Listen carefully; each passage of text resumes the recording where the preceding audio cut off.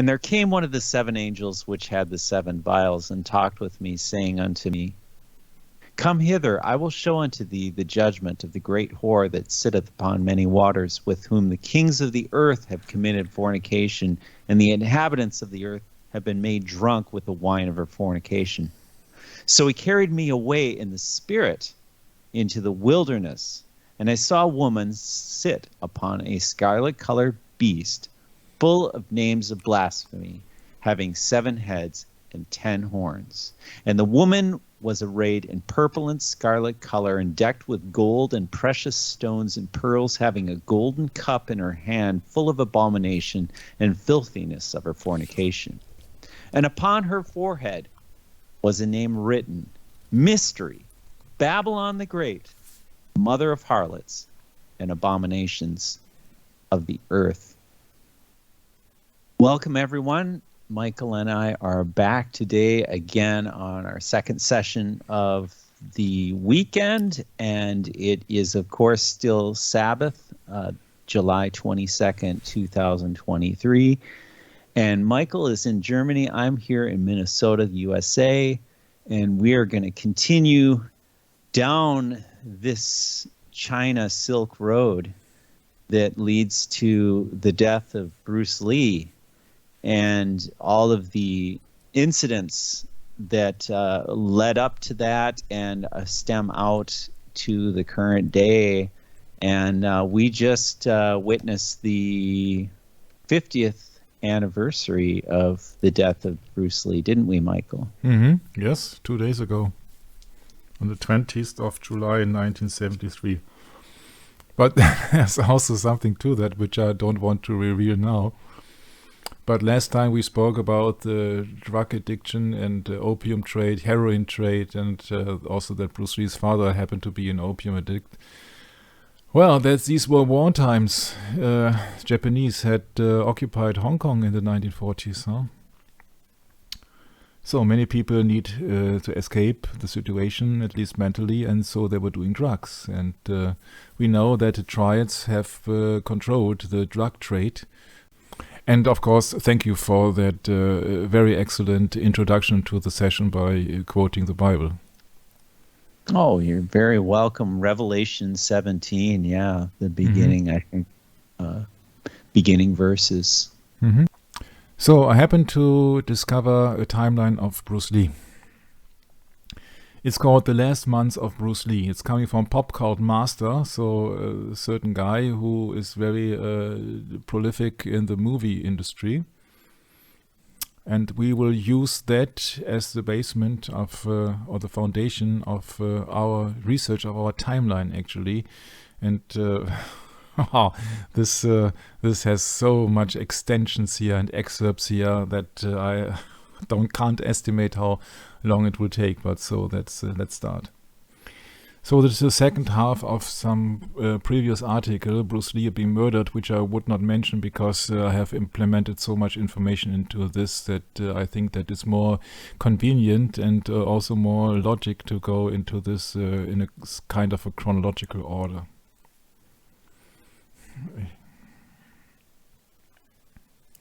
Here you see Betty Ting Pei, the woman in which apartment Bruce Lee had been found. He died in somebody's house, as Jackie Chan so prolific told you.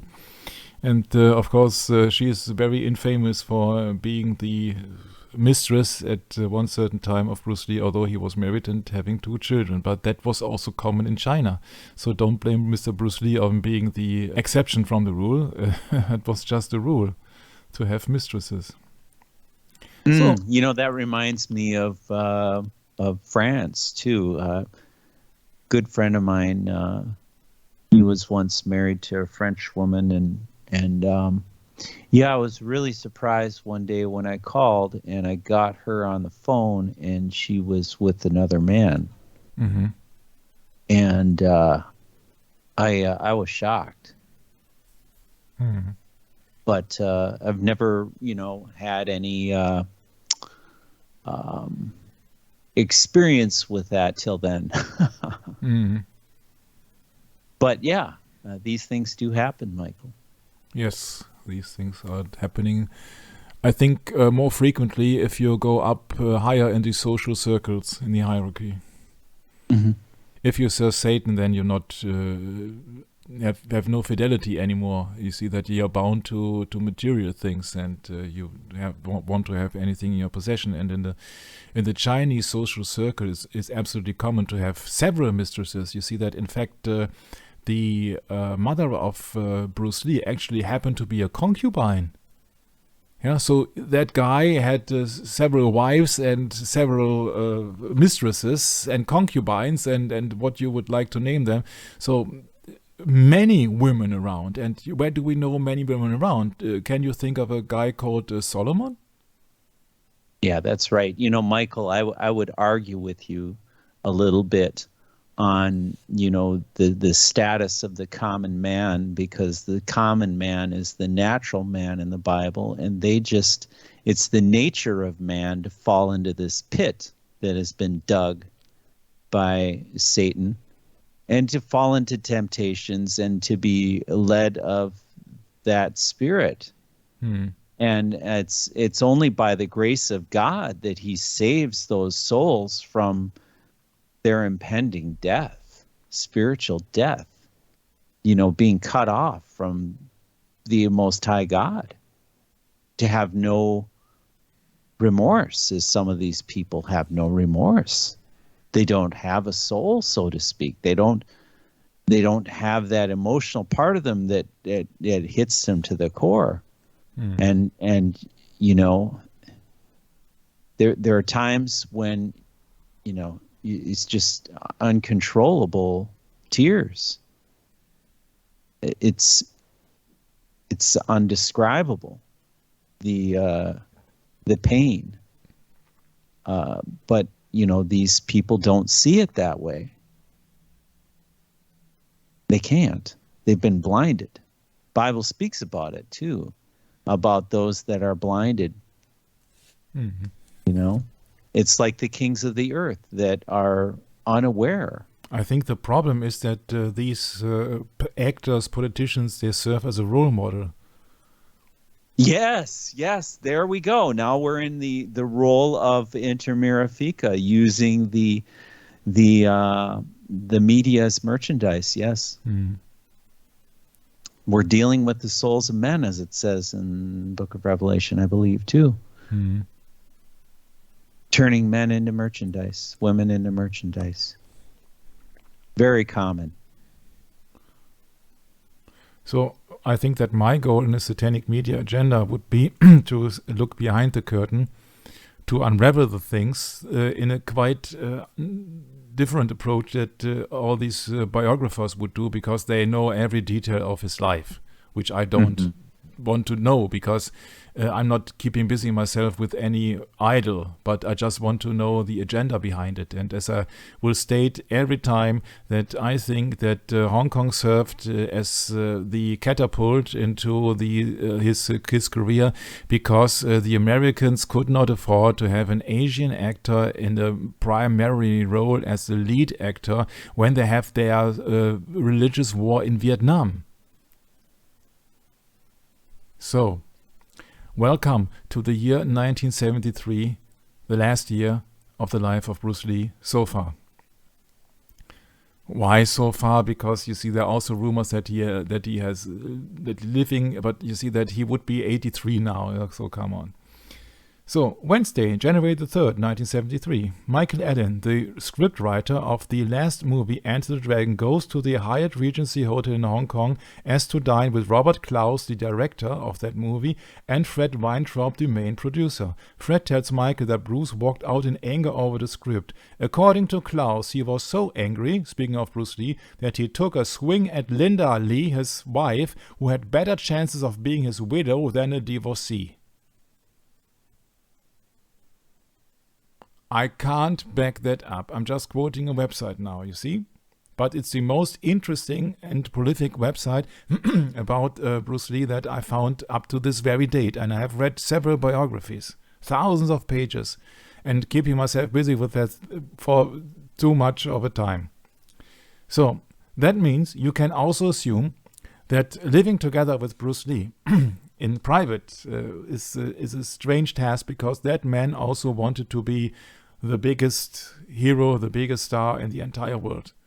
So there's not much room left for empathy. There's not much room left for marriage and family, because he's only busy making movies to make it. You see that he had the contract with Warner Brothers of Hollywood, and so that he wanted to do that right. And everything that would keep him away from his goal, if the script does not fit, if the actor does not play well, so he's furious. He was being very, very, very infamously known for his bad temper. And this bad temper can, of course, also be the result of sleep deprivation, stress level, drugs, whatever. We will see. We will try to get a picture. So this is like detectives going on the track of Bruce Lee. Friday, January the 19th, Raymond Chow, being his companion, insures Bruce's life under a Singaporean company called American International Assurance. So, before the official takes were made, the official movie was starting to begin, he insured his life. Interesting. According to my humble opinion and to my knowledge, this was not the average policy of an insurance, but an additional one. Sunday, January the 28th. According to Fred Weintraub's 2011 memoir, Bruce Lee, Woodstock and Me, the first week of filming is supposed to begin. According to Paul Heller, in a 2004 issue of JD Screen, Bruce was absent for many reasons, beside being nervous about starring in his first United States film. Paul didn't want to elaborate due to some personal reasons other than describing Bruce as a great strategist. One could speculate that Bruce needed the time to put on some weight since he was losing it, hence why the first scenes which he filmed were ones where he was fully clothed. And that reminded me of an invoice he got for a fitness rack in November 1972, where his role model was the Great Gama. That was a wrestler which was still undefeated. And that was a fitness rack. That's a picture I found. I do not know if that is the actual rack, but it seems 70s-like. Yeah. So the Great Gama was a wrestler who won over 5,000 matches, allegedly. He was an avid follower of his training routine. And that could be, of course, that he needed 4 or 5 weeks to train to get in the best shape of his life to star in this movie. So that is a possibility. It's not a natural fact.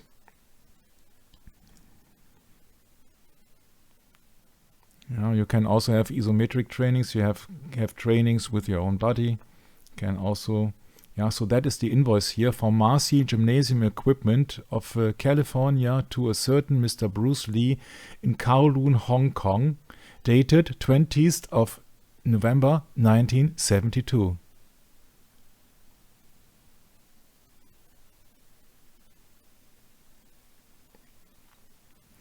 Thursday, February the 1st. Lee avoids filming on his son's 8th birthday. Chinese people regard 8 as a lucky number. February the 1st was the same day when A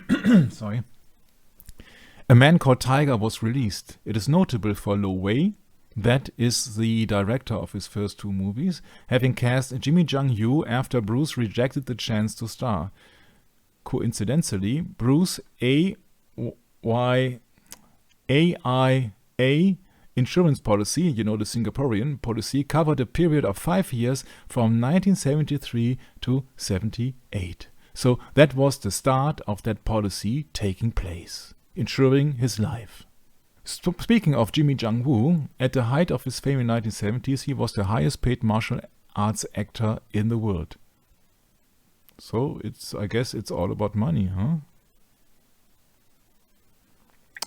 Sunday, February the 4th. This was the day after the Chinese New Year began. According to his 2011 memoir, Fred Weintraub is getting increasingly frazzled about the no-show nature of Bruce's show business. Linda tells him that Bruce is tied up with other businesses, including working on the fight choreography. The man who played Han in Enter the Dragon claimed that Bruce said something to him sometime into the new year. Bruce told him that he considered acting as a side business. Directing became his main responsibility. So he wanted to act before the camera, but wanted to be behind the camera. And that's been backed up by several other guys. Thursday, February the 8th. The first day of filming on a Chinese movie set consists of lighting incense for good luck. Didn't we talk about the superstitious nature of Chinese people? Mm-hmm. Yes. This was the same day that Fred had Klaus shoot the close-up of the praying mantis fight scene because of Bruce being absent without official leave. He was the star of the movie and he said, no, that's not the right time. So, he must have a big ego to do so. Or other problems, we do not know. Maybe he was in some kind of other businesses tied or some negotiations, if you know what I mean. Nevertheless, next week, Friday, February the 16th, Hong Kong newspaper reported something intriguing about Bruce Concorde Company. You know, Concorde was not about the airplane, but it was about the Roman goddess of harmony. Bruce had transferred most of his shares to his butler, a childhood come up short when trying to steal money. Having the press announce it would also have been a way for Bruce to see how many people suddenly start to engage Wu in a conversation. His possessions belonged to his butler. And the family of his butler was long time befriended Bruce Lee's family and his parents as well. So he was one of the trusted people. So here you see an argument of Bruce Lee and Raymond Chow. Raymond Chow was the one who insured Bruce Lee's life at the Singaporean company a few days before they started the movie. It was Raymond Chow that did it? Mm-hmm. Insured him. Yes, we have to step back. I didn't catch that. I thought. That's. I see. I'm sorry. I did not recognize that. I thought. Yeah, you see, Raymond Chow insures Bruce's life under Singaporean company. Mm-hmm. Right. Yeah. He was not only the associated producer, if I remember correctly, but he has also produced the second to last movie, The Way of the Dragon, and he was running the company, the sub-company Concorde Pictures or Productions together with Bruce Lee. So he was Bruce's business companion. Oh, he was a partner in Bruce Lee's business. Yes. I see. Okay. Yeah, and they had many problems. Bruce Lee said in 1972 that he wanted to depart from Raymond in a letter because Raymond had not the right attitude, if you know what I mean. So whatever he means, they were not on a happily basis, although Hong Kong newspaper stated that they were on happy terms, and you will see that later. And you know that this is the boss of Jackie Chan. My boss picked him up, who picked up the dead Bruce Lee. That, of course, makes him one of the main suspects in that case. Saturday, or Sabbath, better terms, February the 17th. Going by Fred Weintraub's math, after almost 3 weeks, Lee finally shows up on the same day that Low Ways, so that is the former producer of his first two movies, who happened to be a high-ranking triad, by the way. Back Alley Princess is released. The stars of that movie would show up on the set of The Game of Death, which was the uncontinued movie. One could surmise that Bruce wanted to make sure that Wei wasn't ripping him off. According to Fred in Linda's The Man Only I Knew, that the biography of his wife, Bruce walked off the set after he found out that Raymond, that's the abbreviation here, that Raymond Chow, which we have spoken about, this partner of Bruce Lee and the boss of Jackie Chan, tried to pass off Enter the Dragon as a Golden Harvest co-production instead of a Concorde one. So he wanted to have the Golden Harvest, which he was running together with certain Leonard Ho, and not with Bruce Lee, instead of a Concorde one. So he wanted, in the production business, he wanted to have Bruce Lee out of it. They must have an argument. Maybe that was the argument here, I do not know. After he returns, one of the actresses, called Anna Cabri, tells him that she wants to try some of the local delights, drugs. Mm. He tells her not to go around looking for these things, as you never know who will spike your goods. Anna agrees. According to Fred, Lee barred Ray from being on the set 2 weeks later. Raymond initially didn't want Bruce to do Enter the Dragon because he didn't want to lose him to the United States studios, speaking of Warner Brothers. However, Enter the Dragon was more than Lee's chance to be a Hollywood movie star. It was his chance to prove that he could have easily played David Carradine's Kwei Chung Kane in example A Serene Master. Raymond, eventually sympathizing with Lee's loss of face, saw that working with Warner Brothers has opened up possibilities more endless than what Shaw Brothers had. And many people thought that Bruce Lee only was an actor. Instead, he was an extremely brilliant martial artist. I remember the quote of Grand Master of American Kenpo. And Parker said Bruce was 1 in 2 billion.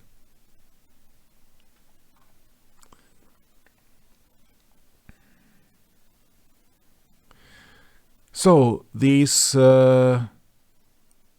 movie had made so much problems and stress. There have language barriers. Then constantly stuntmen also were belonging to triads, because the triads were running the stuntmen actually. And Bruce Lee was challenged also on the set several times. And also his accompanied karate actors and karate masters like Bob Wall, Robert Wall, also tells of a challenge. He witnessed a guy wound up by Bruce Lee. And you can imagine that if Bruce Lee would have beaten up some stuntmen which belong to the triads, that won't do no good to the connection to the triads either, huh? Yeah, so many people say that Bruce was a very capable street fighter. Yeah, because he was used to have street fights in Hong Kong before he went to the United States. Sunday, February the 18th, the day before Betty Ting Pei's 26th birthday. Betty Ting Pei is the one who has been introduced to Bruce Lee by Raymond Chow, and she was the one in which, in her apartment, Bruce Lee might have been found. He died in somebody's house, and this somebody is Betty Ting Pei.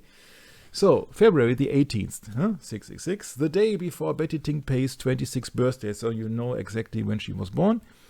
At 2 in the morning, capricious Capri, so Anna Capri, who had asked Bruce Lee for drugs, gets a knock on her door. She opens it and finds a box of goodies for her. No one is there. The next day on set, she sees Bruce and he gives her a big smile. Linda brings a jar of hash brownies to the set. This helps to ease the tension given that many of the extras, speaking of the stuntmen, were triads, some of whom had challenged Bruce as well as each other. In The Incomparable Fighter, the author remembered Bruce recalling how one challenger who lost against him had been stabbed to death the next day by one or more guys who may have been fans. The problem that we are facing is that we are not comparable to the Chinese mindset. Because in China it is so important not to lose face. That means not to be back down, not to lose any money also, that you don't lose face. You only have to smile your way through the top and you just don't have to lose your face. So if somebody embarrass you, then it's the ultimate loss of face. Yeah, so that means that if you have an open fight with many, many witnesses around, so that you lose face, because everybody will say, oh, that, he's not a great martial artist, he was beaten up by an actor called Bruce Lee. And this mindset we can't understand here in the West, I think, for how important it is for Chinese people not to lose face. And imagine how many people have lost face when Bruce Lee showed up. Because he said that it's not worth that you do anything, I am the best. So that they are constantly losing face. And losing money too. Bruce remarked that it's not uncommon to be killed for the slightest antagonism. These are things which I have sorted out. This is Bob Wall who talked about this challenge on the set. These are all masters, no? So he's American karate master of the middleweight, I think, 1970, 71 something. This is also another master of Hapkido. I can't can't have any name, especially of these Chinese, Taiwanese, Korean people. I'm sorry, I'm not used to that. It's not an insult, really. Yeah. So that movie has much flaws. But, for example, when Bruce Lee is clapping onto the head of somebody who's bowing down and said, never lose eye contact to the people that you want to fight. Yeah, so he's bang, clapping on the hand of somebody. Never take your eyes off your opponent, even when you bow. Mm-hmm. So even when you bow. Yeah. Right. And now you compare that with the actual scene where he is bowing down without having any eye contact to his opponent. And this little scene will be very interesting in a few sessions. You won't believe your eyes when I show you something. But you see, that's the problem. You see that he's been speaking as a big philosopher, as the great martial artist, as the Shaolin priest in that movie, and he's not doing all the things that he's claiming to do, although that you should never do anything in anger, but he's just shouting and ranting all over the place in that movie. Yeah. So I'm not taking anything away. What was that? An exhibition? We need emotional content. Try again. I'm not taking anything away from his abilities, yeah, but it's not the philosophy that he's famous for.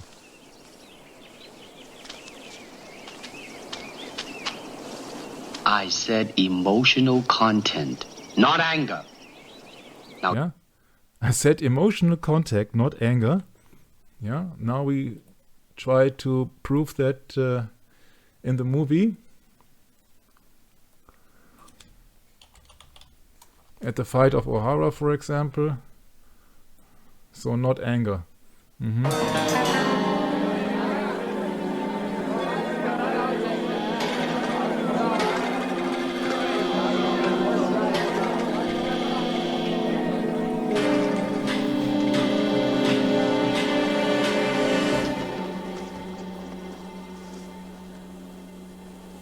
Look closely now.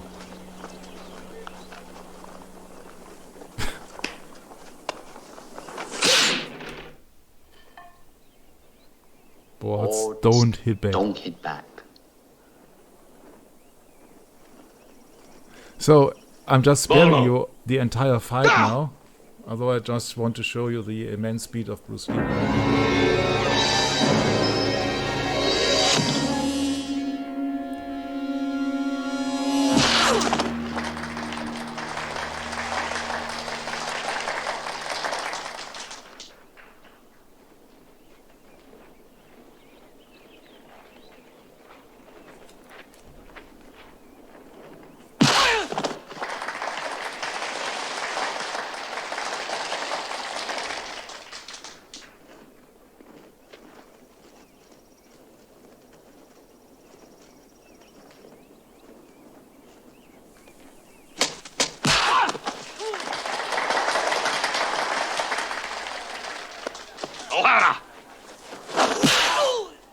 So, and that is not Bruce Lee, that is his stuntman, for example. Yeah, so it is absolutely clear that he wanted to present himself as a kind of a Superman. Because there are at least two scenes that I'm aware of that he's using a stuntman. That was one of them.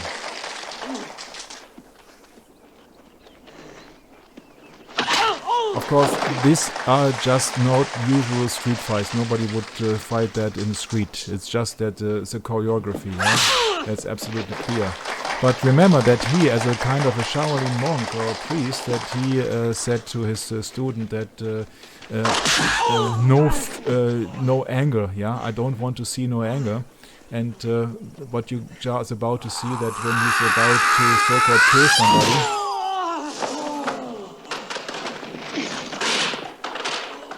that scene somebody broke his arm too because of the tremendous impact. Now also comes a scene where he's trying to have a bottle and to smash the bottles and then to attack somebody with a broken bottle, or two of them. And there also was an accident on the scene that in the several rehearsings of that scene Bruce Lee accidentally was being cut at the hand Yeah, and then at that moment Bruce Lee lost face. Yeah, so that the rumor has gone in Hong Kong that he wanted to kill Robert Wall. Yeah, and so they had a kind of a strange fight and settlement and all the stuff. And now, not in anger, huh?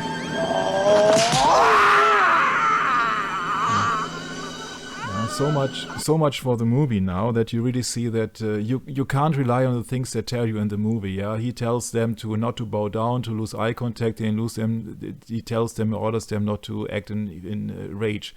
Yeah, when he's not fulfilling his own teaching. But Bruce Lee had several fights on that set here. He was really fast and strong, and of course he has beaten up everybody because he was 1 in 2 billion, as Ed Parker said. Yeah. So there are pictures of alleged fights, yeah, where somebody has been, although he has been blocked that kick from Bruce Lee, he had been thrown down. These are pictures I have to believe, of course. Yeah.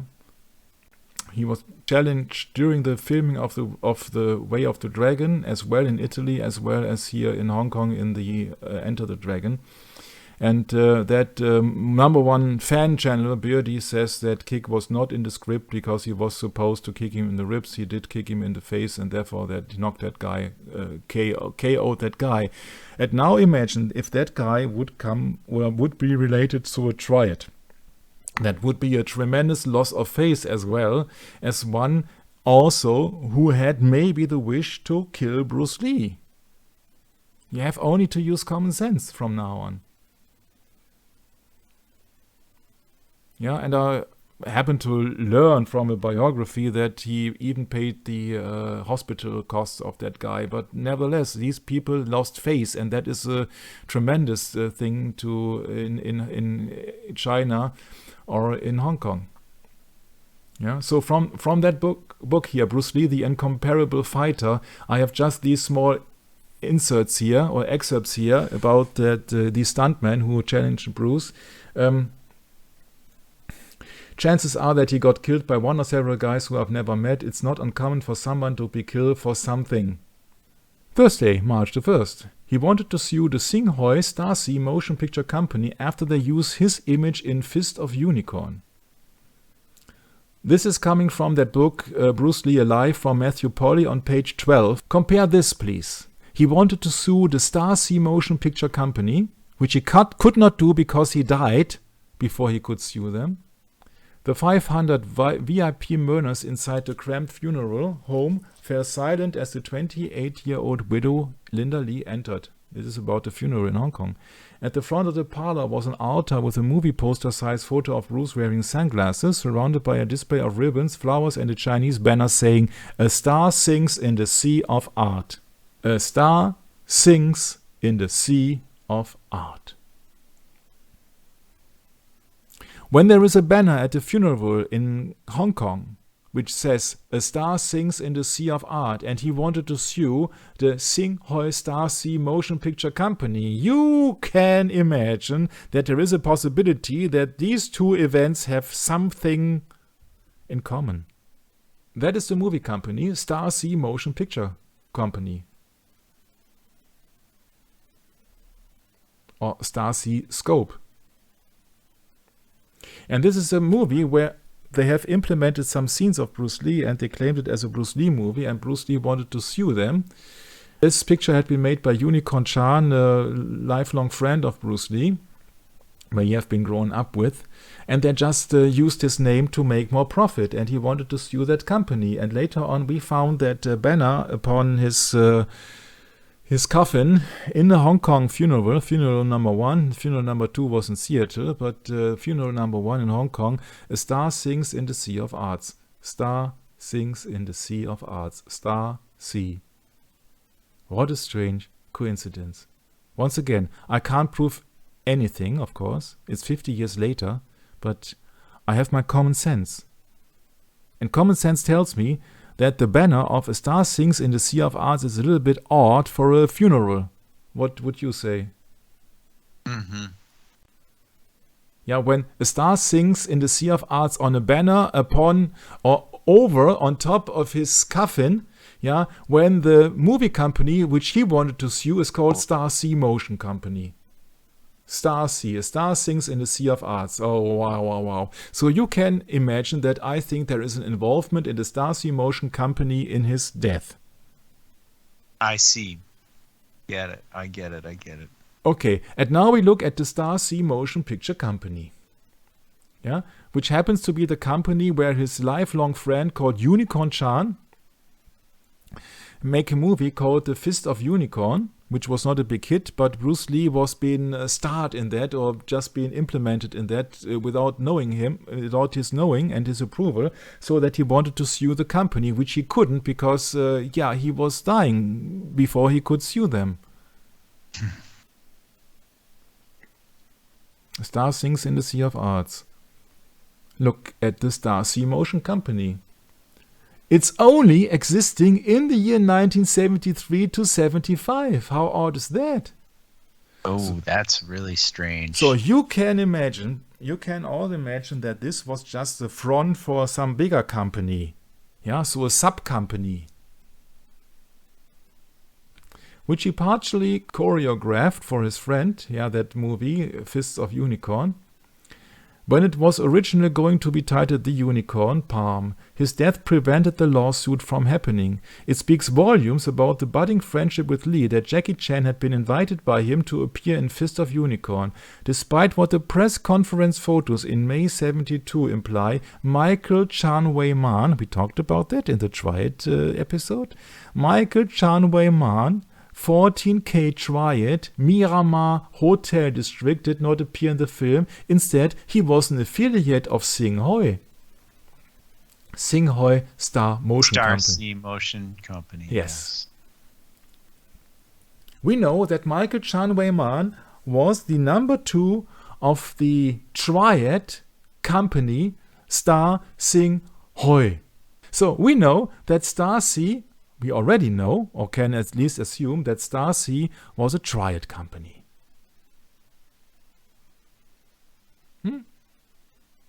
That's a Triad company. Star Sea. So once again, the banner on top of the coffin or of the funeral is called A Star Sinks in the Sea of Arts. So, if that is not an indication that there is a Triad affiliation in Bruce Lee's death, at least that's my common sense. And this is only the start of all the mess which is happening quite soon in this and the next sessions. If a company is only running for 3 consecutive years, and Bruce Lee wanted to sue them, come on, do you really think that Bruce Lee didn't know that Star Sea wasn't a Triad front company? Do you really think that the Triads have no involvement whatsoever with the movies and are only limited to drug trades? I don't think so.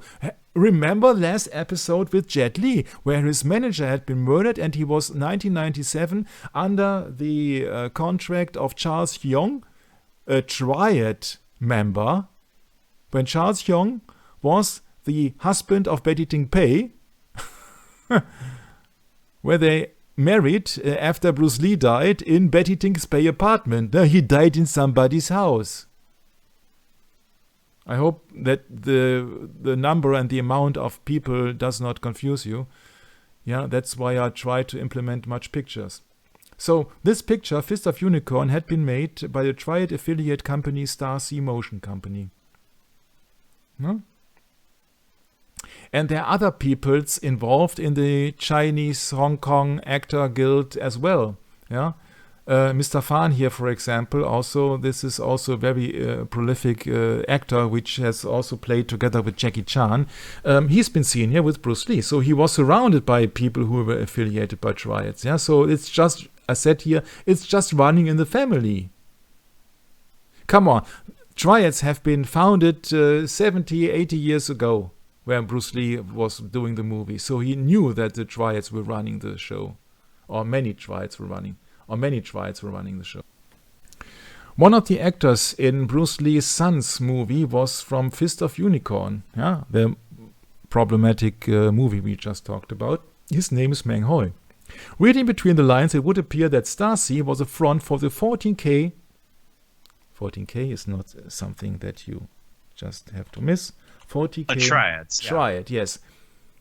They could have helped Bruce against Loway's Sun Ye-on, that's another Triad company, connections, if it wasn't for him wanting to sue the studio for filming behind his back and implying that he had an acting role.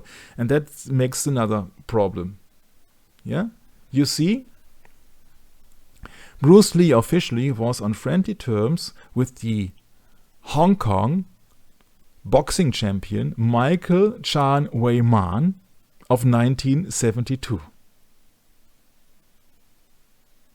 He was on friendly terms with him, although he was the number 2 in the 14K triad. And Michael Chan Wei Man could have helped Bruce against the former director Lo Wei, who happened to be, according to my information, a high-ranking member of the Sun Ye-on triad, so a competitive triad organization. But of course he could not help because Bruce intended to sue his triad company because of the involvement in the Fist of Unicorn movie, where he wanted to sue Stasi company, and that was a front of 14K company. Yeah. You see that he could have helped, maybe he could have helped if he wanted to, Bruce Lee, but if Bruce Lee is suing one of the sub-companies of the 14K triad called Stasi, yeah, then you've been bombarded from all fronts. You have enemies everywhere. So what's the point in suing this company then, when you would lose the backup maybe of this infamous triad stuff and people? And we have to assume that Bruce Lee never had any encounter of the triads and never knew that Michael Chan Wei Man, although he was a former prisoner and policeman, never had any encounter of the triads. And you really believe that? I don't believe it. I don't believe it. Yeah, he was together with many triad-affiliated people. Mm-hmm. He was together with many triad-affiliated people. So once and again, one of the actors in Brandon Lee movie, so the son of Bruce Lee, was from Fist of Unicorn. His name was Meng Hoi. Reading between the lines, it would appear that Stasi was a front for the 14K triad. They could have helped Bruce against Lo Wei's Sun Ye-on connections if it wasn't for him wanting to sue the studio for filming behind his back and implying that he had an acting role. In American English, I know of a certain phrase, it's called, he burned too many bridges. Referring to Bruce Lee. Unicorn, his lifelong friend, was in 5 films with Alan Tang, most notably Love and Blood and Backstreet. These featured a gangster named Michael Chan Wei Man. Once again, back to this. Yeah, Michael Chan Wei Man, 14K triad, affiliated of Sing Hoi Stasi company.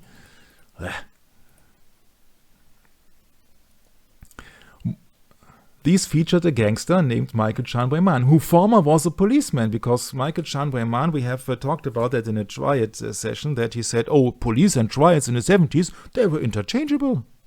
Mm-hmm.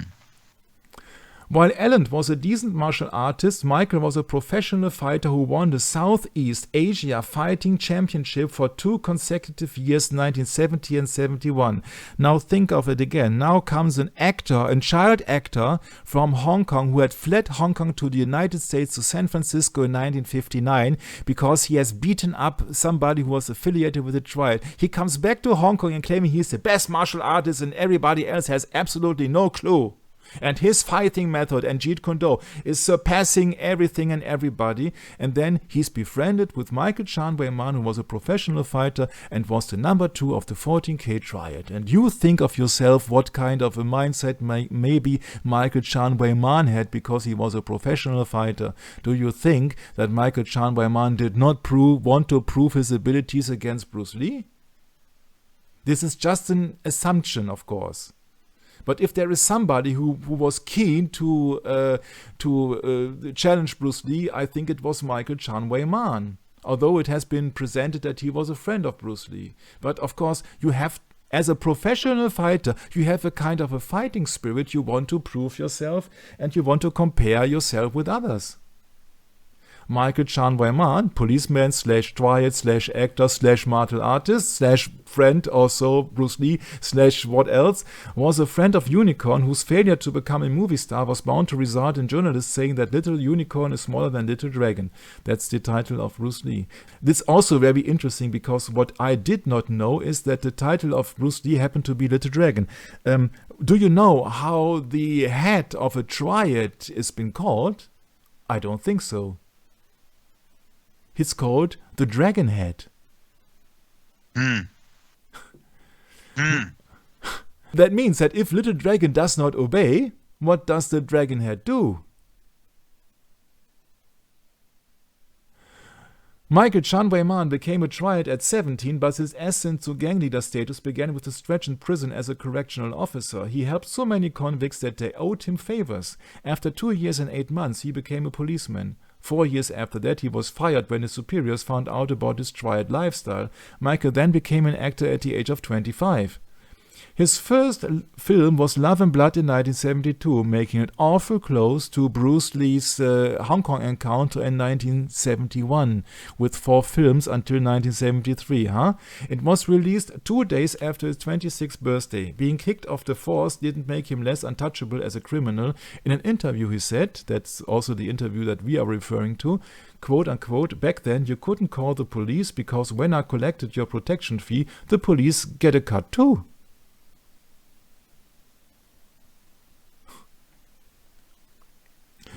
In the book Fighting Spirit, page 224, there's a reference to Bruce Lee, King of Kung Fu. Felix Dennis wrote, Bruce Lee destroyed face like a leprous aftershave.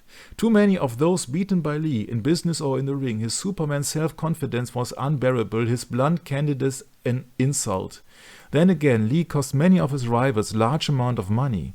Besides siphoning off much audience support from the established studios, there were numerous complaints that, under competition from the Lee films, smaller production companies floundered and were squeezed out of the race. Lee irrevocably altered not only the products of the Mandarin film industry, but also the structure of the industry itself. As the first Mandarin actor to take control of his own career, he showed the way to a more equitable share of the profits for his fellow performers. Certainly in Hong Kong in the early months of 1973, there were many people who would have been more than happy to bring down the curtain on the meteoric rise of Lee's star. You see, that is the problem. If you got such a Superman ego, then there are not many friends left, and you make enemies everywhere. For example, Jackie Chan left Hong Kong when he was 19. His father expressed a concern that even being 19 would be too old of an age to live as a legal resident in Australia through his family's connections alone. He turned 20 on April 7, 1974. In other words, Jackie was already in Australia by the time that the movie The Chivalrous Knight was released. After Bruce's death, Wu Negan, that is the butler, who had the possessions of Bruce Lee, who appeared in both of Bruce's Dragon movies alongside Robert Baker, who was the Russian mobster in the movie Fist of Fury, received suspicious payment from Raymond Chow's company, Golden Harvest. Raymond Chow knew how suspicious that it would look for them to be paid, so they were only paid after they were signed later on to act in further movies so as to make the potentially conspicuous transaction look like business instead of bribery. For Wu Negan, the butler, the perfect cover was Stoner. For Bob Baker, the perfect cover was filming in Taiwan for a Hong Kong film company. Haven't we learned last time that Taiwan was the resort of Chiang Kai-shek? With this involvement of CIA? For criminals, Taiwan is to Hong Kong what Mexico is to the United States. And I can't comment on that because I'm not an American citizen. Can you imagine what's been meant by that? Mm-hmm. Well, yeah, because Mexico is regarded as very corrupt. I visited Mexico back, well over 30 years ago, and the people were so friendly. I don't have the same viewpoint, but yeah, I suppose you could view it that way. Sure. Mm-hmm. It says for criminals. For criminals. Yeah, maybe Taiwan. it's also been meant that Taiwan is an escape route for criminals in Hong Kong. Yeah, right. Well, there's a good, that's a good way to hideout, think of, yeah, so yeah, kind of hideout also. Mm-hmm.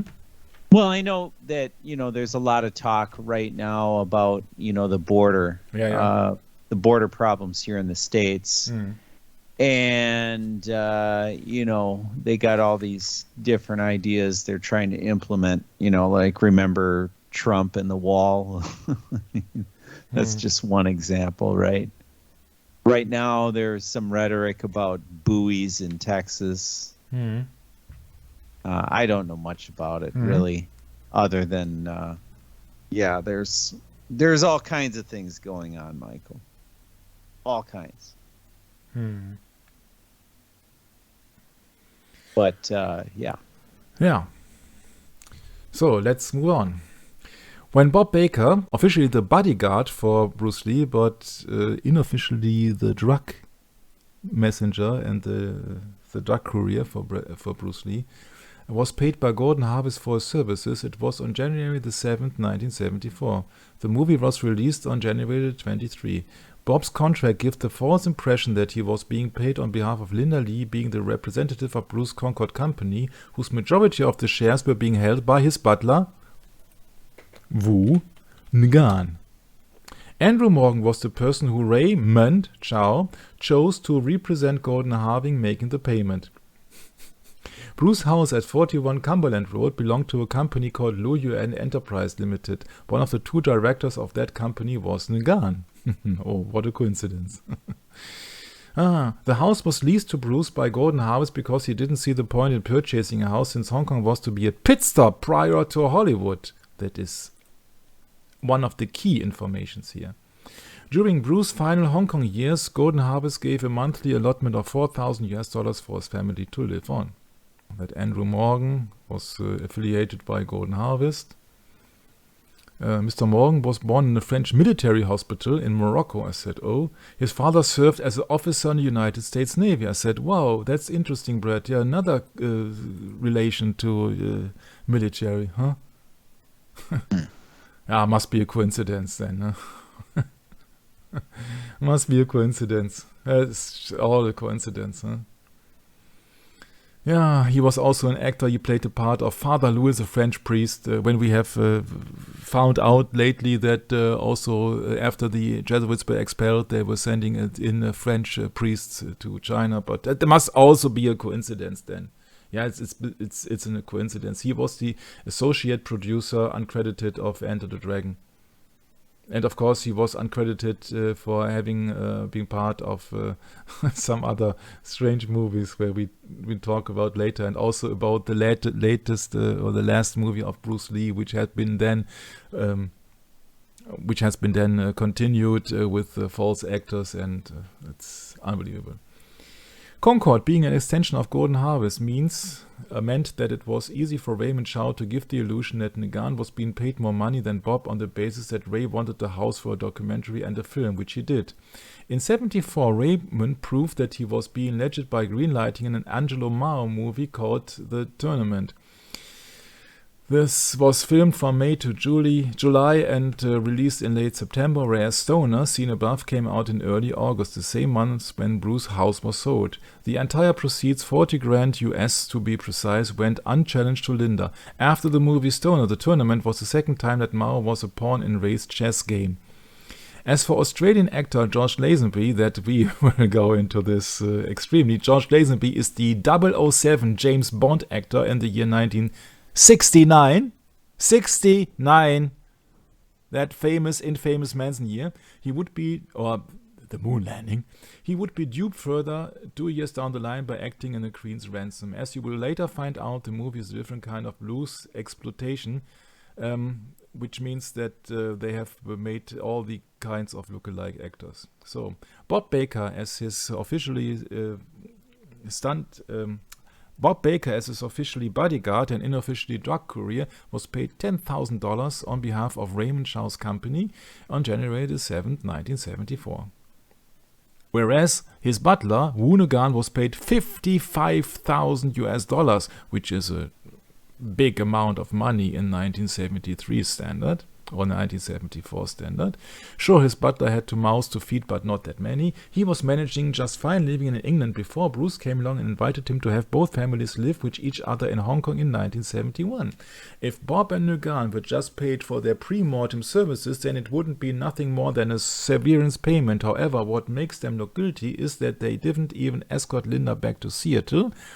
This implies an avoidance of DNA analysis and questioning. I can't say anything about that because I don't know the relation of that quote. Nguyen would have motive to kill Bruce, that is butler, since he was probably tired of being his guinea pig to try choreography. The most humiliating example is Bruce using him as a stand to see how high he could raise his leg during his bedroom scene with Bob Wall in Enter the Dragon. Bruce should have stuck to using the chair as can be seen in one of the stills. Yeah? A mystery of Bruce Lee's missing millions or missing money, that is his butler Wu Nguyen. There are many people who would have a motive. Yeah? You see, when his butler served as an actor or as a guinea pig, yeah, for the movies here, for many movies, yeah, the last 2 at least, or the Dragon movies, yeah. So it was always his butler who has to stand there. And that is in 1970s after his famous back injury. Yeah, you see that. Can you think of somebody with a back injury who's doing that kind of a stunt? Yeah, this is 5.5 feet high in the air. Come on. This is just a story here that you have to think about, that these are just actors and all actors are liars. And this is, once again, this is the famous butler of Bruce Lee, is called Wu Nguyen. Yeah, and he's serving here as on the receiving end of Bruce Lee's famous sidekick. This is not a regular actor. This is somebody who was then just helping out on the set. Yeah, this is also his butler, and he got a tremendous amount of money after Bruce Lee's demise. And Bruce Lee transferred his possessions to him a few months before his demise.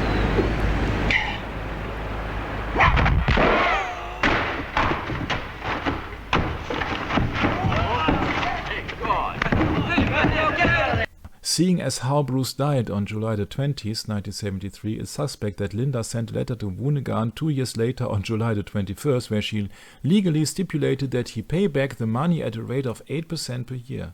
Bruce had philosophized that you should either learn to endure or hire a bodyguard. According to Linda, Bob Baker was not only Bruce's bodyguard but his drug courier. He also smuggled guns for Bruce's safety when guns were totally illegal in Hong Kong.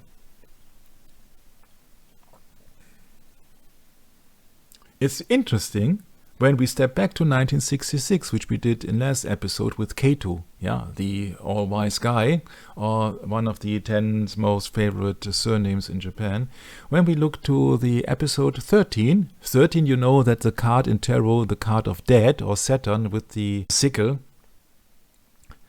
In that 13, The Secret of Sally Bell, Val Kilmer said they got a tip that 2 million in narcotics was leaving Hong Kong destination USA, which is extremely interesting because you can imagine that USA supply of drugs were coming in also from Hong Kong, because Hong Kong is a harbor and is quite close to the United States.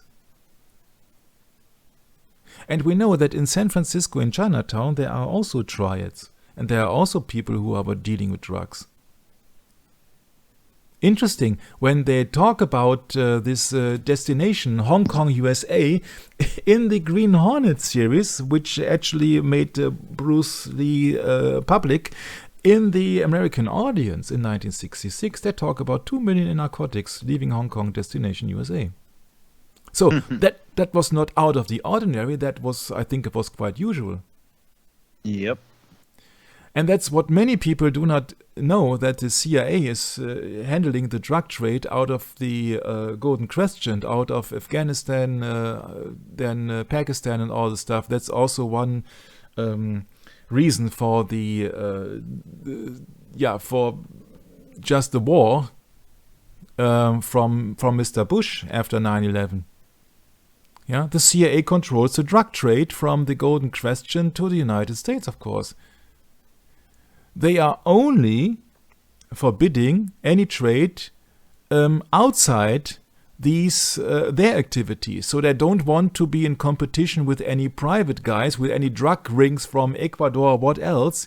Yeah, but I think it's totally incorrectly displayed on the television. That's why I inserted here one famous picture of Miami Vice, where two cops, and usually this television show should be named MTV Cops, I think that was the original name, but then they switched to Miami Vice when they are against drug dealers. But this is just also a fairy tale and of course entertainment to get the spotlight away from the CIA, which is doing all these drug businesses around the world, especially from the Golden Triangle, Persia or Iran, and then Afghanistan and Pakistan.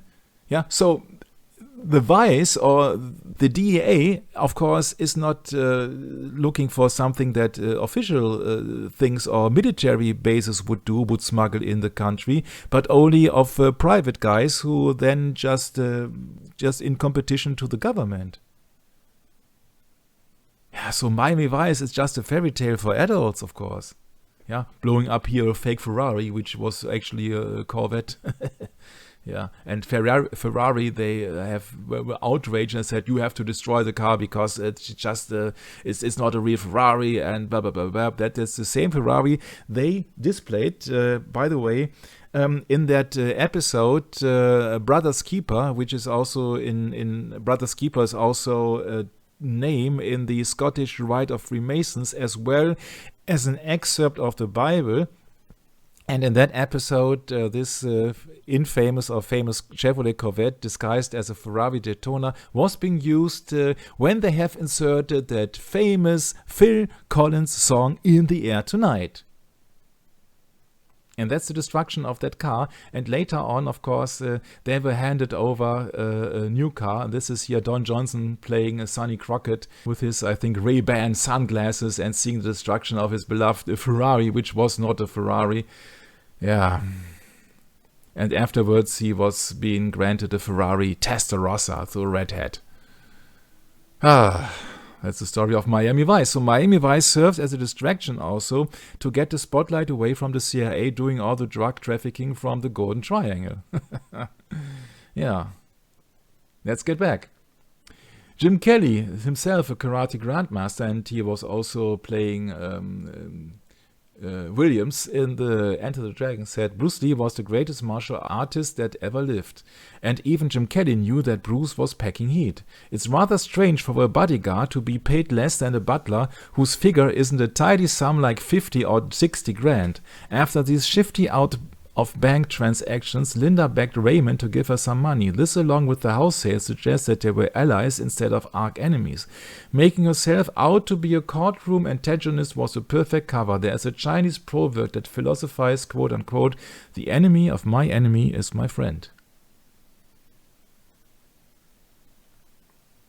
When you then know that in the last years, out of a sudden on a flea market, there happened to be discovered some drug letters from Bob Baker, happened to be officially his bodyguard, but unofficially also his drug dealer, then you have to question why they have appeared on the flea market. Yeah, I think that because the official owner of that stuff could not make money officially, because then he had been sued by the Bruce Lee estate, being a Linda and Shannon Lee. Yeah, so they had to do it anonymously. So on a flea market, it reminds me on a fish market with some viruses lately. Yeah, so nobody's to blame, and it happened out of the blue. Yeah, and his attitude maybe could also be explained of the use or misuse of drugs. Yeah, he said here in one letter, and you have to be aware that also everything can be faked. So, but if we take that as granted, he said, Bob, air me some Coca-Cola. Yeah, do it the way that you and I sincerely feel. Some Coca-Cola. Coca-Cola, of course, is the allegation, or Coca-Cola, of course, is on terms is cocaine. Yeah, there is Coca-Cola coming from. Yeah, cocaine, which is very interesting because cocaine is a stimulating drug synthesized in 1855, mostly produced in Jesuit-controlled Colombia, hence the name Columbia Pictures, and mostly used in UK, Spain, US, Australia, Uruguay, Brazil, Chile, Netherlands. CC 33, cocaine. Cain, the child of Lucifer in the occult. Cocaine. You're in the company of Cain. Congratulations. Remember when David Carradine, who happened to be on peyote or some other drugs, was running around naked in Laurel Canyon, officially, and then he was playing Kwang Chai Caine? Interesting, huh? What a coincidence. So the history of cocaine trade, the indigenous people of South America chewed on cocoa leaves for a stimulating effect. So, and then, of course, it must be a German, huh? He synthesizes cocaine, yeah? Also, Sigmund Freud, our infamous psychology guy, uses cocaine, and Freud writes Uber Coca. And you know how else was doing cocaine officially? Oh yeah, that is here. A Jesuit, Arthur Conan Doyle, let his character Sherlock Holmes inject cocaine. So many people claiming themselves to be smart as Sherlock Holmes would also use cocaine, because their role model, Sherlock Holmes, although being a fictional character, also did misuse cocaine. 1886, founding of Coca-Cola, CC 33 centiliter 666 logo in Atlanta on the 33-degree parallel. So many coincidences. So many coincidences. In Bolivia, the Jesuits, we are speaking of about 1950s, cocaine is used as a recreational drug in Cuba. Or did we learn in that session that heroin also was being used by the German pharmaceutical company called Bayer as a recreational drug, heroin? Yeah. In 1970, in Bolivia, the Jesuits create a global cocaine industry through Roberto Suarez Gomez, who recruits cocoa traders for his company La Corporation. Bolivian dictator Hugo Banzer, the World Anti-Communist League, the Unification Church, Jesuit-trained accountant Raymond Milenian Rodriguez, and Jesuit Fidel Castro. And it happened to remind me at one of Bruce Lee's movie. One of Bruce Lee's movie is called The Chinese Connection, which in Germany is Death Wishes from Shanghai, so from China, Death Wishes of China. But the American title, or the English title, is The Chinese Connection, which you can see here. Which is very interesting, because then if you would see that is a picture, a movie coming from 1972, The Chinese Connection. Please compare that with a very prominent Hollywood movie, The French Connection. The French Connection was a scheme through which heroin, the hero in you, was smuggled from Indochina through Turkey to France and then to the United States and Canada, sometimes through Cuba. Oh, hello, Fidel Castro, Jesuit. The operation started in the 1930s, reached its peak in the 60s, and was dismantled in the 70s.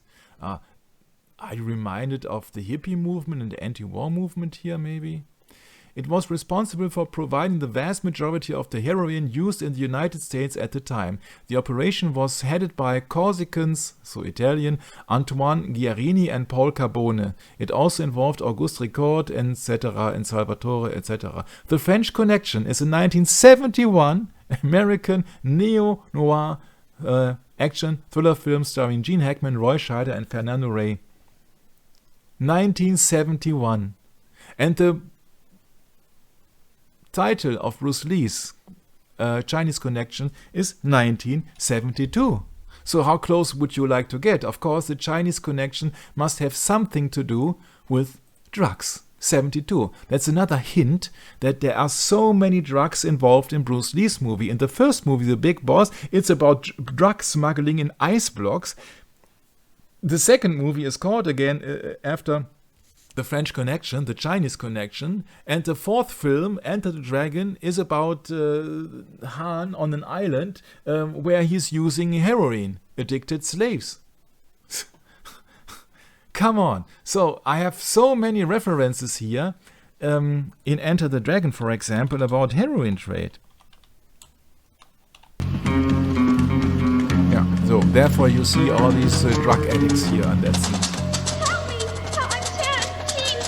I am California! Help me! Please help me! Mr. Come back, please!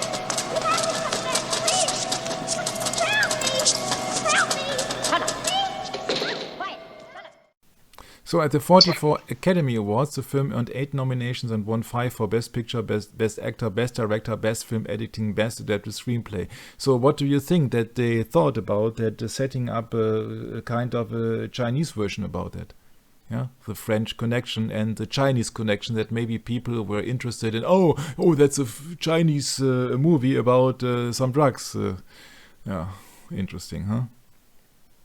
So in the 70s, they were promoting as drugs as well as the 60s. Yeah, in 1972, you got Superfly from Warner Brothers, the same company who did Enter the Dragon for Bruce Lee. Glorification of cocaine dealer lifestyle as rebellion against the white establishment. Superfly.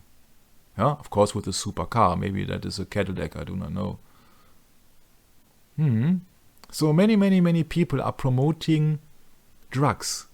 1977, New York, United States of America, Program Disco by Ian Schrager and Steve Rubell.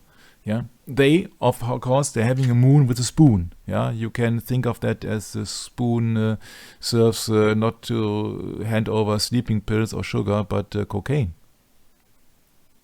And if I remember correctly, in Studio 54, they were using amphetamines or so, being blown through the air vents or through that climate ventilation in that studio to help people to feel great or feel like a hero. Premium guests. Club founders Steve Rubell and Ian Schrager, we're speaking of 77 here, provided premium guests with premium cocaine and spent up to $100,000 on a single night's party. This is just a claim, but you see that I think the symbol tells it all, huh?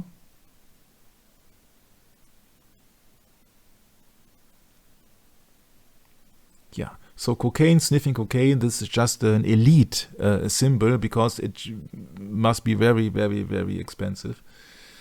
More expensive as grass or what else, or smoking or alcohol, yeah, which is commonly for the average man. But cocaine is just that it's expensive, and therefore it's been very precious. And I think that is just only a very tiny amount of it then needed. Yeah. So DEA controlled by the Jesuits.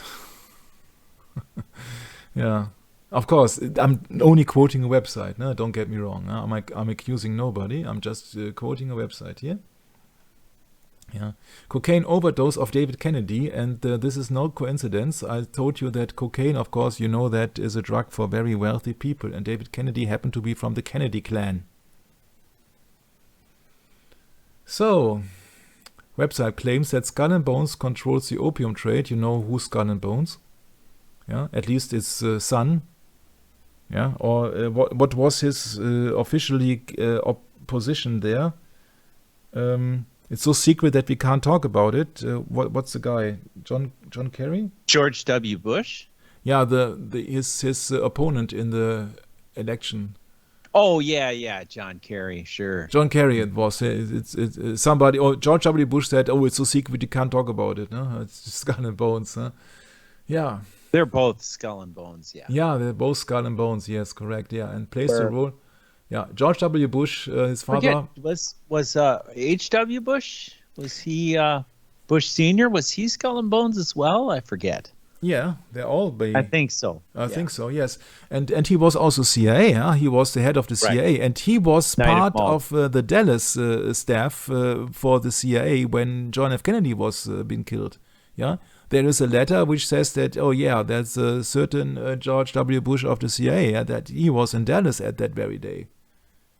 Yeah, and later he became the head of the CIA. Come on, so he has to have some involvement because the CIA backed up all these operations, but never done by the mafia.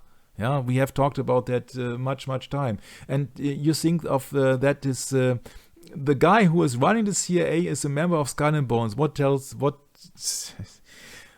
And he's not only Skull and Bones; he has to be a Knight of Malta as well. Come on. It's not that the only one he's just only a member of Skull and Bones. No, he's a member of several orders and several secret societies. And he plays the role of Savior, or Francis Xavier maybe, yeah, in the war of drugs of Jesuit William Bennett. So these are all just agendas. So they have their people pro and contra. So they control both sides. Yeah. So next one is Twin Peaks. Cheryl Lee as Laura Palmer, Twin Peaks, addicted to cocaine. Yeah, overdose. This is just Laura Palmer, the victim of Twin Peaks. Then River Phoenix, officially overdose, and many other people too. Ike and Tina Turner, so that Ike Turner from overdose, and what else? Cocaine. I have read that on an occult page has been seen as the magic elixir of life. So we are then in alchemy and creating the homunculus, the everlasting life, or the first lie on the in the Bible from the serpent, which was? Yeah, well, we call it what is that? Cocaine, the magic elixir of life. That would be a what did they call that again? Snake oil salesman? No, but you know that the real first lie of the serpent to Eve. Oh, sure. You will not surely die. Yeah, the everlasting life and very happy life in the satanic world. Yeah. Yeah, right. Yeah. So that was my small excerpt into cocaine, actually. Well, all you have to do is change life to death, and then it makes sense. Right? Mm-hmm. The magic elixir of death. It's a twisted world. Yeah, very much so. Yeah.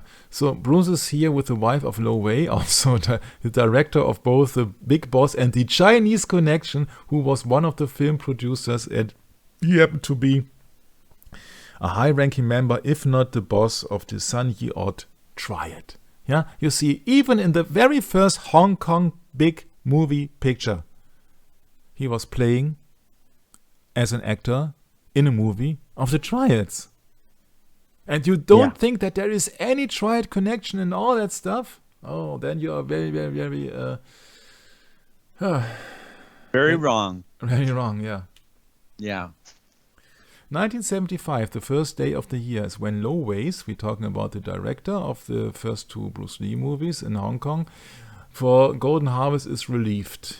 He started his own production company after he had learned that Raymond Chow was having an affair with his wife. Did that surprise you? Does that surprise you that somebody can be married in China or in Hong Kong and have some mistresses? The fact that Raymond didn't get killed off can be explained by one of three things. Ray's background as an evasive spy paid off. Oh, what do I read here? Yeah? The former colleague of Mr. Bruce Lee was an evasive spy.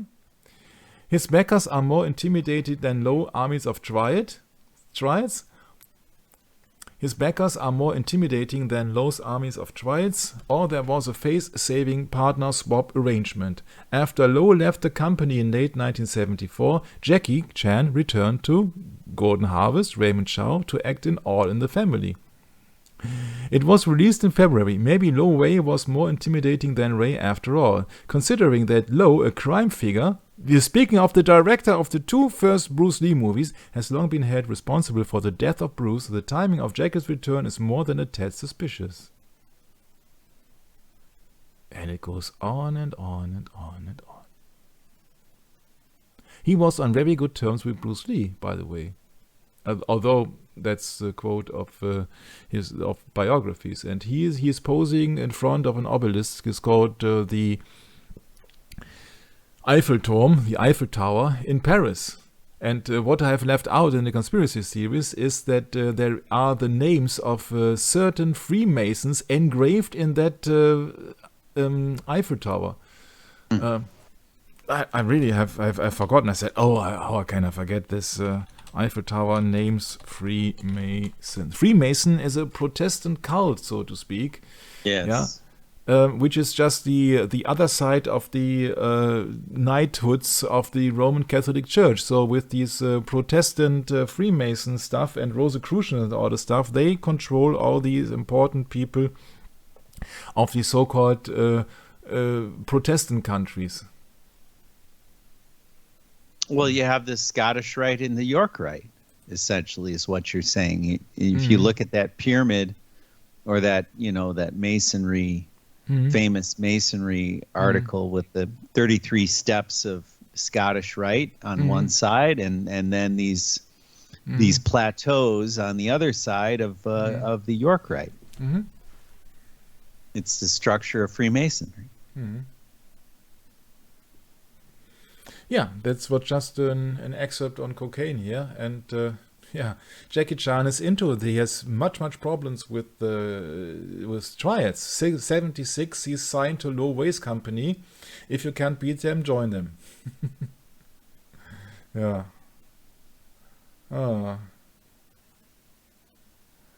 You can't imagine. You see that I can only recommend that website here of Popcard Master. It's just a treasure of information. Yeah. You see, Betty Ting Pei, that in which her apartment was Bruce Lee officially was been found dead, and unconscious, of course. He arrived dead on arrival. Sure, it happened on the way of the ambulance. Oh yeah. Betty Ting Pei marries the son of the Sun Yi-on triad leader, in spite of the fact that, in theory, she should have married Michael Chan Wei-man, who was a member of Sun Yi-on, but was supposed to be on good terms with Bruce, but it would not help because he was the number 2 of the 14K trial. You see that everywhere you look around in the Hong Kong business, you have triads. You have Lo Wei triad, you have Michael Chan Wei-man triad, you have, what's the name, Charles Jung, everywhere triads. Yeah? Then you have a triad actor, Ko Hong-seung, appears in the movie and he's member of the Taiwanese mafia. Jimmy Wan-young, one-armed sportsman star, died at 79. Yeah, you can be a part of the Catholic Church or what church ever and be a member of the mafia as well. It's the same as the triads and police. It's interchangeable. Yes. I don't find it very funny, but I'm just sometimes desperate because you can't go into every famous actor, actress, director, what else, and you see all the same connections then. Yes. Yeah, so everybody who is then the bright and best paid martial arts star or actor or director or what else has to be ties to the underworld. Because that is a controlled business. Obviously, the movie is as controlled as drug trade. And what are movies else than drugs for the average people? Wang was the biggest star of Asian martial arts cinema until the emergence of Bruce Lee. Yeah, so once again, somebody who has lost money due to the appearance or reappearance, actually, of Bruce Lee in Hong Kong. Yeah, so there were all the people were there having a hard time when Bruce Lee showed up because he was stealing money. In their view, of course. Or they were losing face, which is almost the same problematical, or the same problem. Wang Yu was well known for his volatile personality and ties to organized crime off screen. Yeah? We're talking about the biggest star of Asian martial arts cinema until the emergence of Bruce Lee. And what do you read there? You read there that he has ties to organized crime off screen. Oh, of course, but you believe that Bruce Lee is the exception of the rule? If he was, then that would be a threat to anybody because, of course, the triad wanted to collect money, protection money, or what else from everybody. And if he was the exception of the rule, then he would serve as a role model for other actresses, actresses, directors, and production companies. And can you imagine that effect? Do you think that the mob, or whatever you would like to call them, would just say, okay, yeah, now our business is over because of Bruce Lee? Pfft, come on. He was a suspected member of the Bamboo Union triad and was charged in the 1981 murder of the several 4 Seas gang members. Oh, I said another Seas gang. Though he was acquitted due to a lack of evidence. Yeah, and you can look around in Japan. They are called Yakuza. Yeah, what you call the triads in Hong Kong, China, it's called the Yakuza in Japan, although there have to be minor differences. And the Mafia or Cosa Nostra in Italy. And you see, it's... the English equivalent for the term Yakuza is gangster, meaning an individual involved in a mafia-like criminal organization. Yeah, all roads lead to Rome. That in the end, yes. They do. Yes. Just different names. Different names. Different traditions, so to speak. Yes. It's like French Connection or Chinese Connection, but there is a connection. Huh? Yeah, that's right. That's the connection. Yes.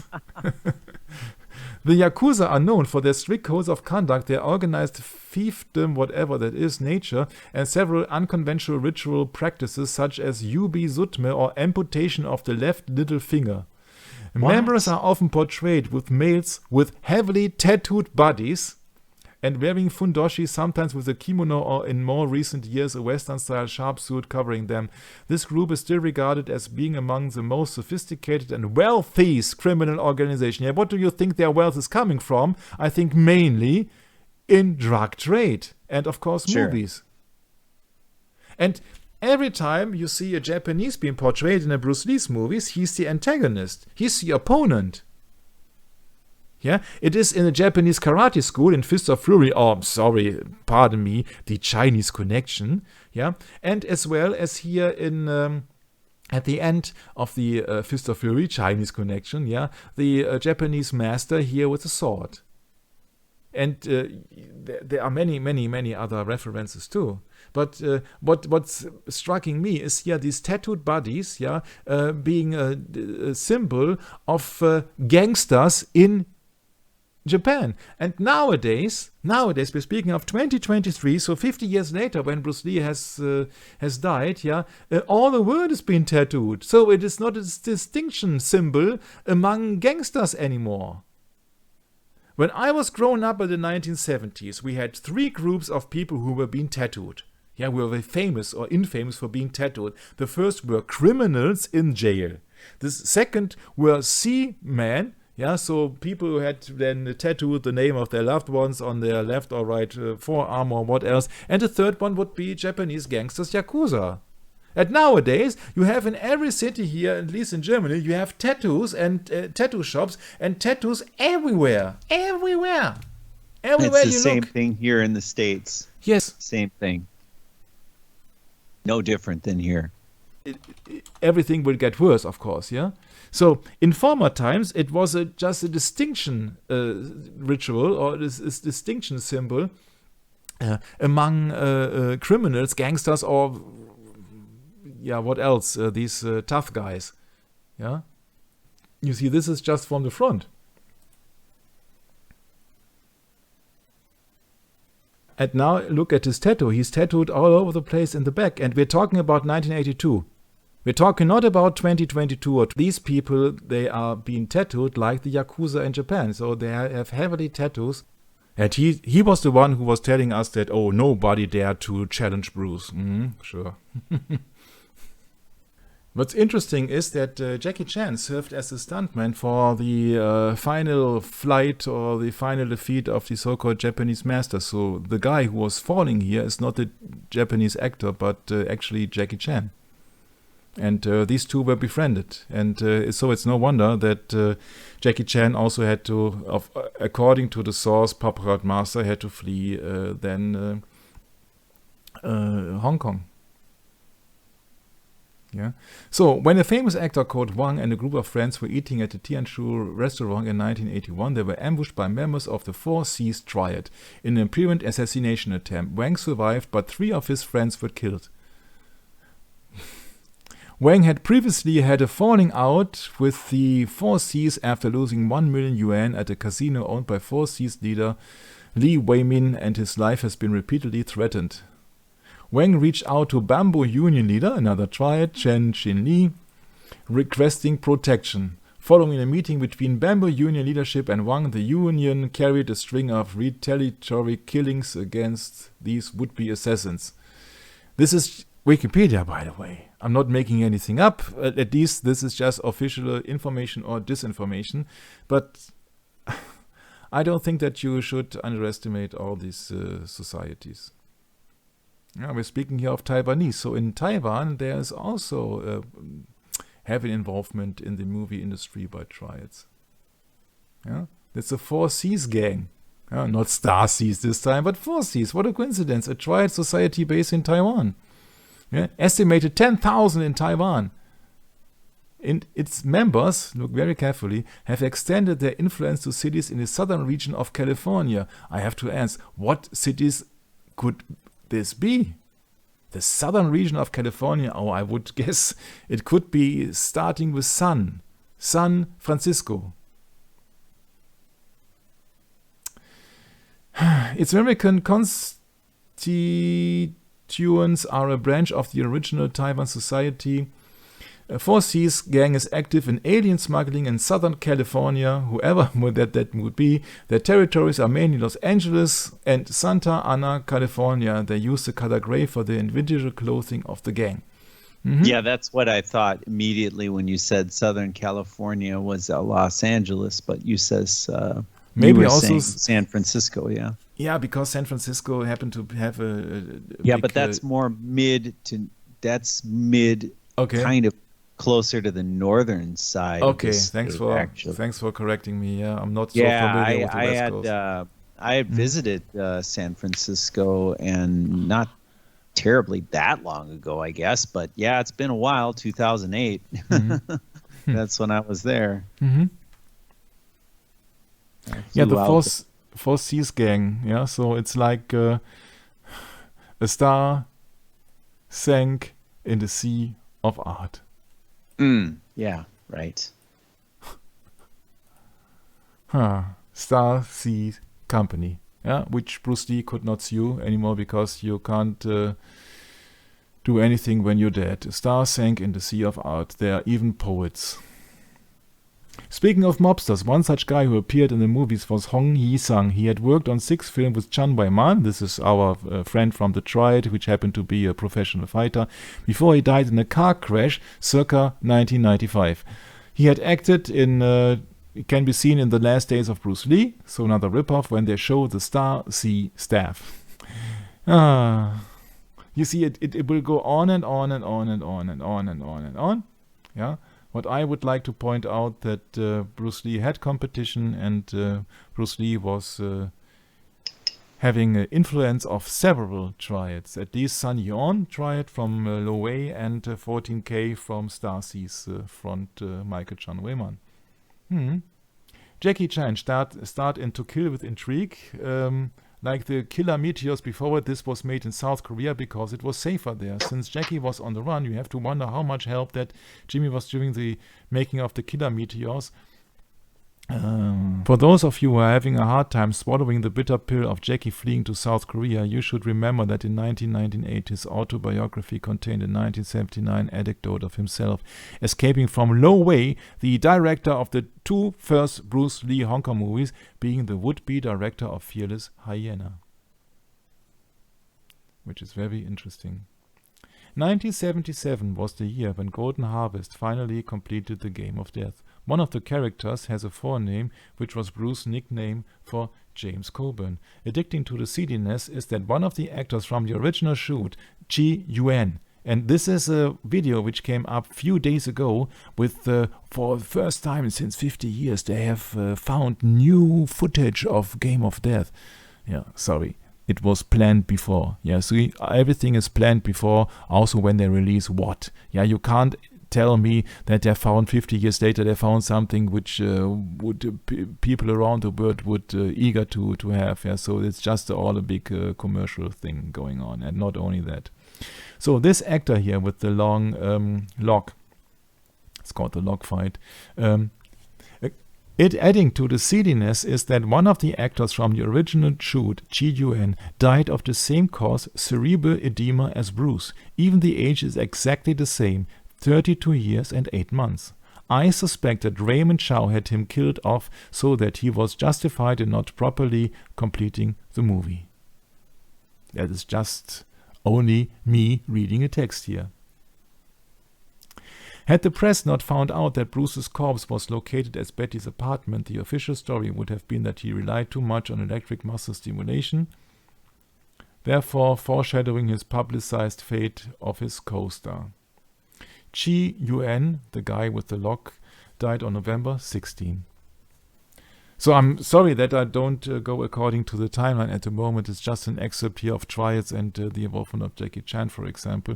I have another interview of a very prolific historian of Bruce Lee called Bay Logan. He's very affiliated to the Hong Kong movie business because he's a part of it. He has made an interview with that Chan Wei-man Triad 14K character. He said, "I saw a film of you and Bruce together at the press conference for that film. Did you know Chi Yuan, the kickboxer who worked with Bruce on the original Game of Death?" This is relating to that picture here, which has been released now as a special box for the 50th anniversary death of Bruce Lee. And let's look up what will be coming next. So Chan Wei-man, the gangster policeman who was an actor and he was on friendly terms with Bruce, he said and replied, "Yes, only he wasn't a kickboxer, he was a karate man. He died not too long after Bruce of a brain tumor. I went to visit Bruce when they were preparing the sets for Game of Death, but not when they were filming." So I'm sorry, but we can't show you the movie link because the movie is not there. But in both cases of both actors of Game of Death, a brain edema was found to be the cause of the death. A brain edema causes herniation-related death and several neurological defects. Although the mechanism of edema formation are not fully determined, one previous study indicated that erythrocyte lysis and hemoglobin toxicity contribute to delayed brain edema. It refers to the process where red blood cells rupture and their contents leak out into the bloodstream. It's a sudden bleeding into the tissues of the brain or its ventricles or into both. Fever is also common. Causes include brain trauma. That's what I found very interesting because look at this. From the Wikipedia, traumatic brain injury, it claims a traumatic brain injury, TBI, also known as an intracranial injury, is an injury to the brain caused by an external force. I said, that is very interesting. Can you imagine of some external force causing a traumatic brain injury?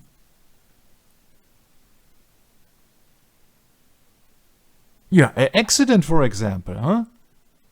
If you're just hitting a target in your car and you have no seat belts on and you're hitting the A-pillar or what, that could also cause a brain injury caused by an external force. It's just one possibility. The biggest risk... traumatic, all right. Huh? That would be traumatic, all right. Yeah. The biggest risk factors for spontaneous bleeding are high blood pressure and amyloidosis. Remember, this is the official cause of Bruce Lee. It's a brain injury or just a brain edema. Other risk factors include alcoholism, low cholesterol, blood thinners, and cocaine use. That is why there is a special book, not known to many, which is about the death of Bruce Lee. And going on to all these official available documents, the author is very heavily relying on the fact that Bruce Lee used cocaine and therefore could have been that the cause of his brain edema. Let's dive further into this. Diagnosis is typically by CT scan. Other conditions may present similarly, include ischemic stroke. And I have another idea for that. You know that the official medical reason for the demise of Bruce Lee was aspirin or meprobamate, found in combined as a combined medicine in the trade name of Equagesic. The Equagesic drug was credited with the sudden death of actor Bruce Lee in 1973. Lee suffered a fatal hypersensitivity reaction to one of the prescription drug's ingredients while working in Hong Kong. This is the official rule, death by misadventure. But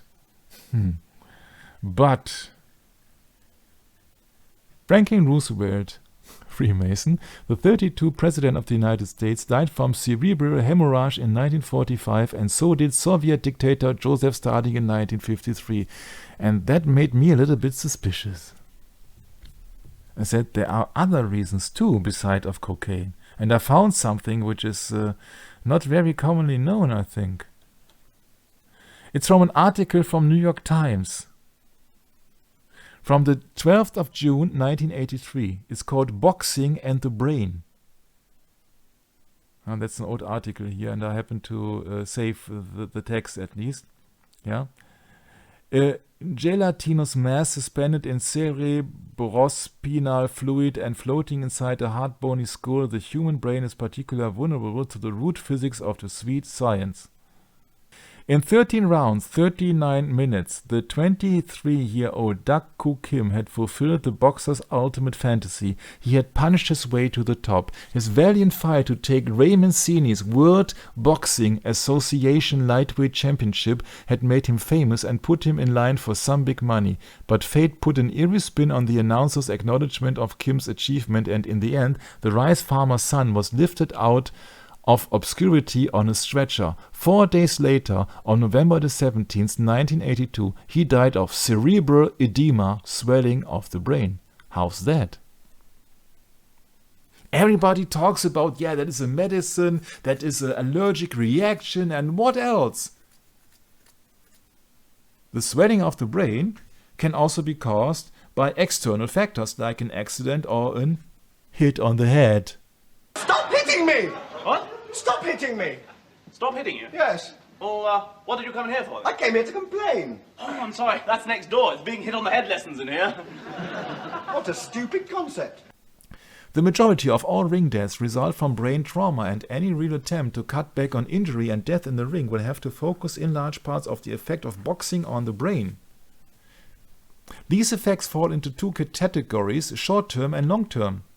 The short-term effects range from mild concussion to cerebral hemorrhage and death. The long-term effects involve a clinical diagnosed condition called dementia pugilistica, also known as chronic encephalopathy of boxers and best known to the punch-drunk syndrome. They include, among other symptoms, memory loss, speech impairment, unsteady gait, tremors, and episodes of confusion and depression. These two categories of brain dysfunctions, while clinically distinct from each other, have one major factor in common: the punch on the head or in the head. When a healthy alert boxer comes out of his corner and starts on a fight, several different parts of his brain are actively engaged. First of all, his reticular formation, the core of his brainstem, is functioning with other components of the brainstem, and I think that I spare you all the details here. The fighter is awake, he can move, he is breathing, his heart is beating, and he can process sensory information from other parts of the central nervous system. Yeah. A punch in the head shakes and shocks the brain. See illustration. It interferes with the inherent delicate and orderly processes. The top 10 ranked heavyweight contenders in 1981, for instance, had 149 knockouts listed among their 206 ring victories, according to the 1982 ring record book. In his last fight, Doug Koo Kim appeared to process through several stages of concussion. Though the first 7 rounds, though he took a heavy pounding, he gave as good as he got, fighting in a bruised head-to-head style remarkably similar to his opponents. Then in the 8th, Kim's style suddenly changed. For the first time in the fight, he slowed the pace, loosening up and dancing a bit. Though he returned to the attack several times through the remaining rounds, it now seems that Kim may well have begun experiences the slowed reflexes and coordination problems characteristic of the second syndrome. Yeah, BBC News, the fight that changed boxing forever. That is Doug Koo Kim. He died at the age of 23. You can normally think that a 23-year-old boxer must be healthy. Though it was apparently 2 punches in the 14th that killed him, King took his worst beating in the 13th as Mancini hit him some 40 times in a row. So that was my find, and I said, my, what a fate, but it serves a purpose here. Yeah, he was the World Boxing Associated's #1 contender. 39 punches, says Wikipedia, but had little effect. Yeah, when I punched somebody 39 times on the head, I think it will have an effect. Minutes after the fight was over, Kim collapsed into a coma and was removed from the Caesars Palace Arena on a stretcher and taken to the Desert Springs Hospital. At the hospital, he was found to have a subdural hematomia consisting of 100 cubic centimeters of blood in his skull. Emergency surgery was performed to try to save him, but Kim died 5 days later at November, also the 18th. The neurosurgeon said that it was caused by 1 punch. I know that it had been claimed that Bruce Lee had no bruises. Yeah. But still, yeah. Why does nobody talk about the problem of cerebral edema when it comes down to hitting on the head or accidents or that of a kind? Yeah. That left me very suspicious. So you see, there are many possibilities in the case of Bruce Lee. And we have only been talked about January and February now, and we have made an excerpt on the triads and on Jackie Chan and on this cerebral edema. And I'm sorry that I can't do that 100% according to the script or according to the chronological timeline. I promise to try this next time. As I said, that you are now detectives in that case, and you see that there are many more possibilities that anybody would guess by a first glance at the Wikipedia article. And remember that this is a satanic media world. The media has been controlled through decades and centuries. They are not giving you the real explanation of the things, so you have to dig deeper and deeper into this, and the deeper you get, you see it's all about the mammon, it's all about money, it's all about fame, it's all about being the world's best boxer, the world's best martial artist, it's all about entertainment industry, it's about making money. These movies are just to entertain people, to just kill time. It's just killing time, and I'm trying not to kill time, but I'm just doing this once and for all, only once, and after that I don't want to go into all the satanic stuff again.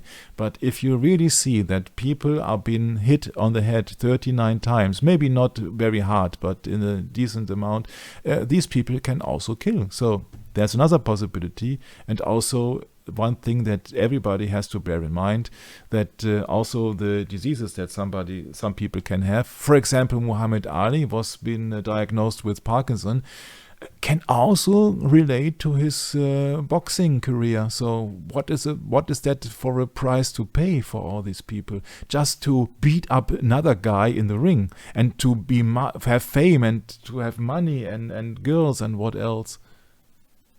That is a satanic world. Every boxer, every martial artist who does that professionally and beating up people is an anti-Christian spirit. In a Christian way, in the Bible, we speak about that it is not polite to try to hit somebody unconscious. Yeah? It's just for the money. It has nothing to do with love thy neighbor as yourself when you are in the ring. When you do that professionally, as Michael Chan Wei Man in 1970-71 in Hong Kong, as well as here that famous boxer Kim, which happened to die 5 days later because of 100 milliliters of blood in his brain. So, this is a satanic world where people, they spend money on their entertainment to see other people being beaten up. Yeah, this is a world. This is a world when every time I see boxing, I'm just shaking my head and I admire the athleticism of these guys. Yes, of course. But also I can admire the skills of the people, how fast they are or what else. Yeah. But in the end, it's a satanic mess because you are hurting somebody else, including hurting somebody permanently on a permanent basis, even with the threat of that the other guy has some severe disabilities his entire life until the face and the face of killing somebody. So this is a sport. This is not a sport. Yeah, this is just pleasure for people who have pleasure beating up other people, because otherwise you can't do that job. And this is also the cause why in our world the real Christian values and Christian profession, like being a nurse, for example, yeah, are underpaid. Yeah, and these people in the satanic world, for example, boxers and so, are tremendously overpaid, yeah, because everybody wants to see somebody beating up another guy. Yeah, so that's my closing comment to this. Handing it over to my beloved brother Brett. Hope you see you next time. Yeah, Michael, that's something else, isn't it? People paying money to see someone get pummeled. We like to say pummeled, you know, getting the the tar beat out of you. Let's put it that way. Yeah, it's pretty sick world. Yeah, pretty sick world. But yeah, so here we have the fact of the matter. We're looking at the death of Bruce Lee 50 years later, and yeah,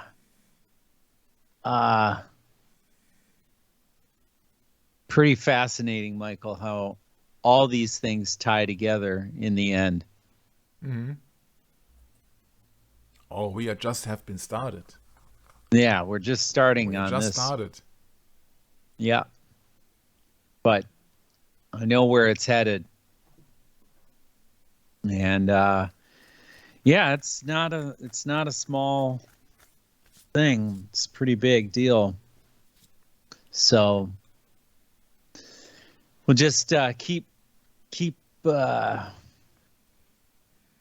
traveling down this path, Michael, with you, and hopefully we have enough time and energy to deal with it. I know this is a lot to take in, and certainly there are moments where I can't keep up. It's just so much information. It's hard to keep up with all of it, you know. Especially when you're dealing with the mafia and, you know, all these different corrupt people throughout the industries. You know, they all it all adds up, as they say, right? Mm-hmm. So yeah, it's not really a sport, as you say. It's just kind of a offshoot of a demonic world, is what it is, in my humble opinion. Not a sport, but rather just flesh fighting flesh. I mean, how materialistic can you get?